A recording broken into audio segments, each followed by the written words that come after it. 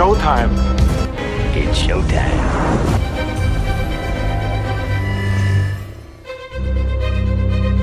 And here we go. Welcome into another episode of the Movie Geek Podcast. I'm your host, George T., and this is my review of Warner Brothers' Weapons. So this movie's been out for a while. I hadn't gotten around to see it until I watched it with The Conjuring Last Rites at the drive-in this past weekend. So finally got to see it, and I will say that it was a very good movie. And I'll get into all of it, obviously, spoilers and everything. Uh, the writing and stuff was good because it told the story from different points of view that all kind of led into the same. Um, but it was a little predictable, and I will get into that as I review this. So let us jump into it. So Julie Gardner plays Justine. She is a newer school teacher to the school, and her class of 18 students. One day, uh, 17 of them disappear. As the narrator, tells us the story of one night at 2:17, 17 students ran into the woods, never to be seen again. The grief-stricken town, looking for answers. They were going after the teacher, Justine, because they thought, she had something to do with it. But there was one student that did not go with the rest of them, and that was a kid named Alex. So they questioned Alex. Alex had no answers. He did not, or was not aware of any kind of pact or whatever they were coming up with. He also said the teacher had nothing to do with it. But again, when 17 of 18 kids go missing from a school, the first thing they do is look at the teacher, saying that she probably led them to do it, even though she really was brand new to the school, didn't know anyone except for Marcus, who is a police officer played by Benedict Wong. So Marcus starts to interview everyone. Then they have a town meeting, and Marcus becomes Justine's bodyguard for the most part, tells her to go home. Josh Brolin plays Archer. So this is told from Justine, Archer, Marcus, and then there is a junkie. Austin Abrams plays James. There's a few more people in this, and we'll get along, but these are a few of the people that are kind of interwoven into this story. So as we get into it, Justine is going home, and she stopped in at the Packy to kind of drink her way through the next few weeks or so. So, but first, she had to be escorted out, and Marcus tells her not to really go home. She wanted to go home. She didn't want to go stay anywhere because she knows she didn't do anything. So that night she has a few knocks on the door, and nobody's there. So somebody has been lurking around and wants to scare her a little bit, to maybe have her talk. She doesn't really have anything to say because she doesn't know anything either. She wakes up in the morning, finds Witch painted into the side of her vehicle. She drives to school, has a security detail come, and they said, well, it's painted in there, you can't wipe it out. So she literally is driving around with this vehicle with Witch on the side. Uh, Meanwhile, uh, Alden Ehrenreich, who played Han Solo in Solo, is somewhat of a love interest. His name is Paul. He meets up with her at a bar. They exchange pleasantries, and then he doesn't want to drink. She gives him a drink, but he wakes up the next morning in her apartment, in her house, and is driven back to his car. And uh, then we go into his story arc. So Justine, is now the teacher target. Archer, Josh Brolin's character, is the one at the school committee meeting that wanted answers from Justine, very angrily yelling and screaming, wanting justice. He follows her all the way around.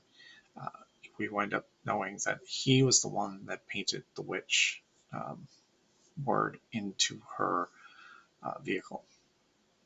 Because, again, he wants answers. He is desperately praying that his son will return. He's sleeping in his bed, and one night he has a dream. And it takes him to where they could possibly be. It is a house that he is unfamiliar with. Goes upstairs, and in this dream, he sees him in a um, psychosis, and he's trying to talk to him, and then a witch lady face appears. He wakes up from his dream. So now he's a construction architect, and he now has blueprints of the cities and the towns and the roads. So he is trying to figure out which direction they went into, because the wooded areas aren't big enough for them all to have disappeared into. So he starts going through his Ring video and notices that he goes that way, his son. Then he starts asking the neighbors. One neighbor in particular, at first, the wife does not want him to see the Ring video. Um, Gary, played by Justin Long from Barbarian and a few other um, Warner Brothers movies, he asks Gary, and Gary shows him the footage, and he starts now to get a better idea of in which direction. So he had mapped it all out, and it led to a house that he was unfamiliar with. So he kept pursuing this. Really nothing there for that part of the story. Paul's story is that he is the police chief's son-in-law, played by Toby Haas. He plays Ed. He is married to Donna, played by June Raphael, and Donna is away on business. She's going to come back early, and so she wanted to throw her father a wedding anniversary dinner. So, he walks in, tells Ed, hey, Donna's going to be back. She wants to do that. And he also wanted some information on the case. Meanwhile, he is out on patrol. He runs into James, who is a junkie looking for a fix, or looking to sell some stuff. He chases him down, and he was asking him all kinds of questions. Why were you running? Um, and James really doesn't have an answer. He is just, he's junkies looking for a fix. And so Paul starts to search him for drugs. He asks him if he has any needles on him. He doesn't. He says he doesn't have one. He reaches into James's pocket and he gets pricked by a needle. He winds up smashing his face with an elbow and drops him. Paul then realizes that the dash camera was on, and now he is panicking, absolutely panicking. So he unplugs it, drags James back up, and he tells James, if I ever see you around here again, I will kill you. If you come down to the station and complain, I will hurt you. So he lets James go. James is still looking for a fix. So Paul goes back and tells Ed what happens. Ed hopes that he doesn't come around, and so on. So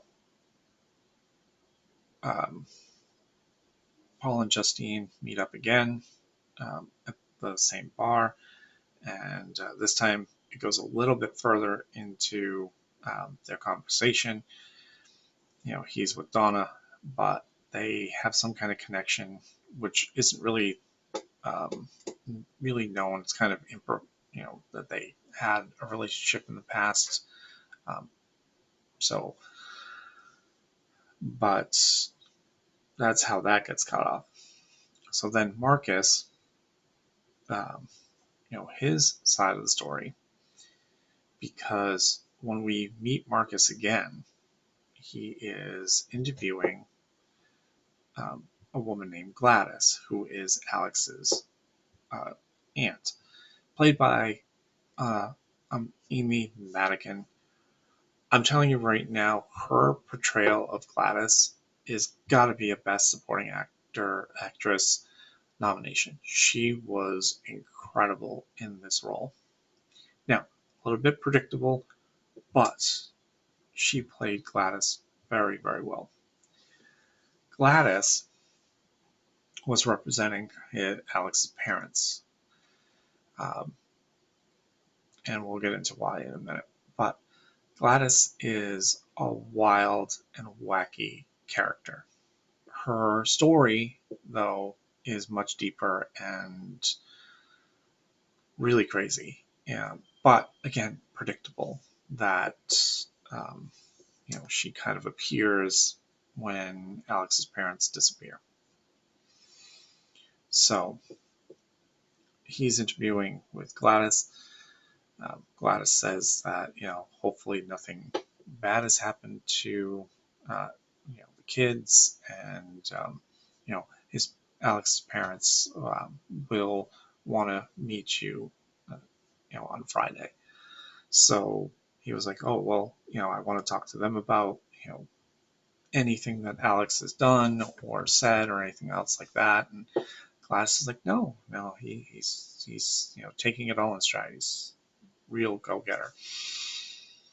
So Marcus gets a phone call from Justine saying that Justine was at Alex's house to try to talk to him and his parents, but something creepy was going on in the house.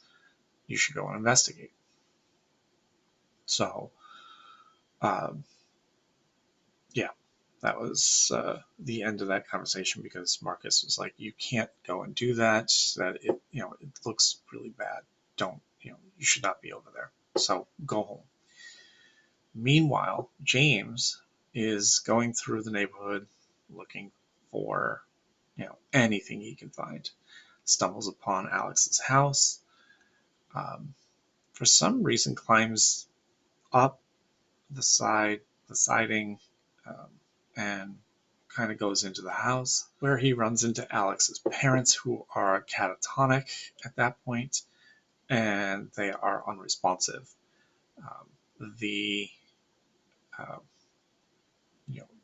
aunt comes downstairs, he he winds up, going down the stairs into the basement where all the kids are. They are also in catatonic, and he now somehow gets out of the house unscathed. So he goes to a pawn shop where he sees um, a reward for any information, a $50,000 reward. So he calls the police, tells them that he can't go down to them. He would like to meet them somewhere. Well, Paul sees him and chases him down. And James says, "Hey, Paul, I know where those kids are." And he's like, how do you know where they are? You're a junkie. He's like, "They're in a house down here, and I can show you." So they go to the house. Paul meets the aunt, and um, he disappears. James is in the back of the squad car. He has no idea what's going on. Paul then comes out and yanks him into the house, and then that goes away. Meanwhile, Archer and Justine the next day are talking to each other. Archer just wanted to know some answers. Justine had no idea. Marcus comes flying down the road, running Naruto style, just like the kids in the trailer when they disappeared. Crazed, he attacks Justine. He attacks Archer because Archer's trying to defend Justine, and Justine escapes into the mini mart, and then Archer, goes in to see if she's okay. Marcus comes running back in. Archer takes him out, uh, pushing him into uh, a frozen door. Um, so Marcus is kind of out of it at the moment. Justine gets back in her car, takes off. Marcus is back on the pursuit. Archer gets in his car and chases him down, but Marcus gets taken out by a car. He absolutely gets run over. Um, Now, again, I know this is a serious uh, horror film, but it doesn't take itself too seriously because Marcus was running Naruto style like a crazed wild man and then just gets absolutely obliterated by this car. I kind of laughed at this, and I've heard other people said the same thing, like they were laughing um, in some parts, and we'll get to the rest of those parts later. But Archer had to watch Marcus get absolutely obliterated. Um, so then we go back to Marcus's story arc. He is at home with his partner when Gladys shows up. Gladys comes to his door. She then talks to Marcus and then asks for a bowl of water because she is thirsty. And Marcus finds it a little weird that she bought a bowl instead of a cup.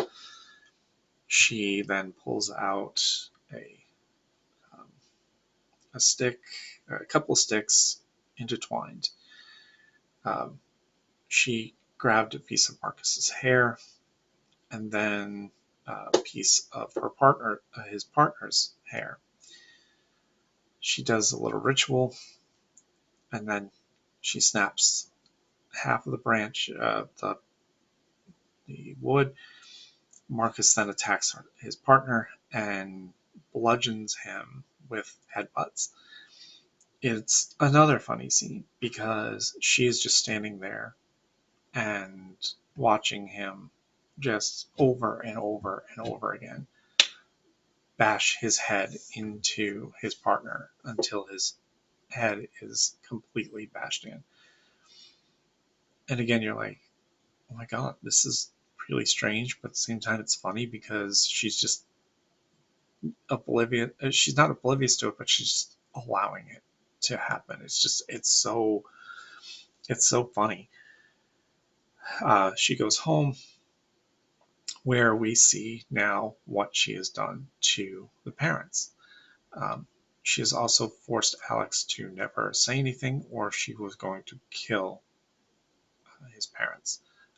There's another scene where they're eating breakfast. She makes them, or she makes Alex promise that he will not speak of anything to any teachers. He agrees. She decides to demonstrate her power as a witch to have the parents take a fork and stab themselves until he says yes. It's so bizarre. And it's kind of funny at the same time because they're just literally just stabbing themselves with a fork. And she's just, But her story is that she doesn't have long to live. She has some disease we don't really know, but she doesn't have much time left. So I'm not entirely sure why she put, them all um, into the states of unconsciousness or under control that she had, and why she kept the kids. The only reason I could think of is that they were bullying Alex, because we do see Alex's point of view before all of, before the rest of the story impacts. He is bullied at school by some of the kids, so Gladys decided to take all the kids out of the class so he would be the only one left. Alex was sworn not to say anything, or she was going to kill her parents. His parents. So again, all these kind of intersect. Meanwhile, Archer and Justine are now trying to figure out where this house is. Justine tells Archer, hey, this is Alex's house. I know exactly where this house is. So they go and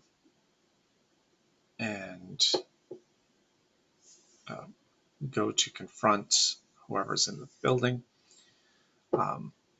Paul and James are in the building already, remember, because they were in the squad car.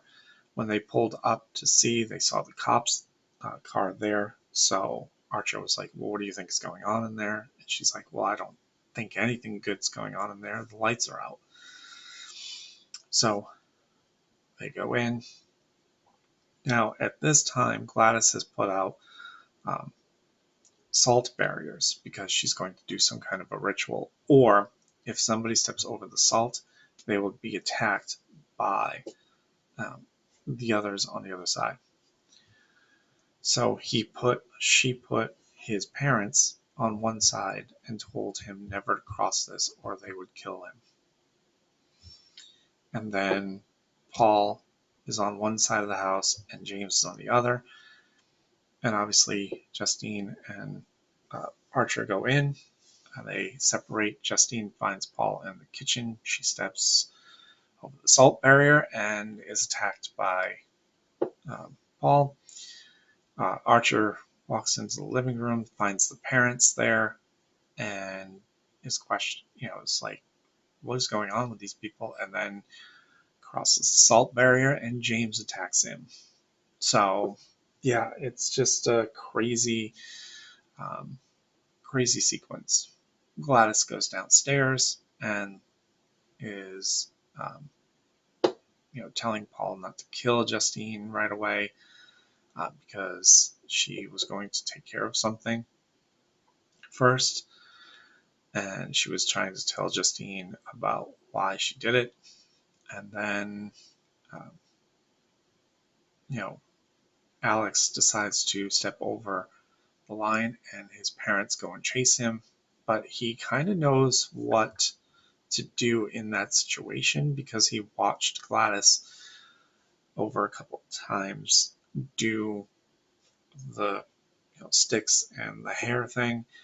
So he now wants to try to control his parents enough, but he's having issues with it. Obviously, because he's not a witch. He may have some tendencies, maybe. I don't know, because maybe genetic, but um, he's having trouble with it. So finally, he gets everybody to stop. And so his parents are still catatonic. Um, Paul is now dead because Justine shot him in the face. James is now dead because Archer took him out. So Gladys now is the only one left. Um, Archer goes downstairs and finds the children and um, steps over the salt line. They, uh, no, I don't remember the sequence, sorry. But somehow, oh, it wasn't a salt line downstairs. Alex had grabbed some parts of the ritual that Gladys did to get the children all to leave at 217 to come to the house. He reversed it when he snapped the twigs with all the stuff in it. The children all ran upstairs, and a wild sequence starts. They chase after Gladys because Gladys's hair was on the twig. They crash through windows, they crash through doors. She's running through the neighbors' houses. They're crashing through. No stopping. And it's uh, hilariously funny that she is just running and running and running through these people's houses. And the kids are literally just bashing through windows and doors. I mean, it's a trail of destruction behind Gladys. Gladys finally falls victim to the 17 kids. They literally rip her to shreds. Um, Archer and Justine reunite, and Alex reunites with his parents. They're still catatonic, but Justine and Archer are aware that Alex is there. They get um, they get Alex out of the house with after they call the cops. Archer then decides to follow the path of destruction through the houses, and it's kind of funny because the homeowners are all like, "Look what the kids just did," and then all of a sudden Archer just walks through, and they're like, "Oh my God, there's another guy here! Like, what is going on here?" And so it's humorous that way. Um, so Archer finally finds his son and just grabs him and takes him home. Now the kids, after destroying Gladys, I mean, literally, there's like no trace of Gladys except just a puddle of blood and ripped clothes and everything else. Um, Takes him home. The narrator comes in, tells of the story of some of the kids still were not speaking. Some started to regain their speech, starting to regain their lives, while others were struggling. Alex and his parents, once his parents finally snapped out of it, or he figured out how to snap them out of it, moved out of town. Justine stayed in town, and the rest is history. So again, this movie, you know, basically a very good cast, a very good premise. It does get away from it at the very end. Obviously, with Gladys being chased down by the kids are just crashing through houses. It's so. I think they could have done a little something different.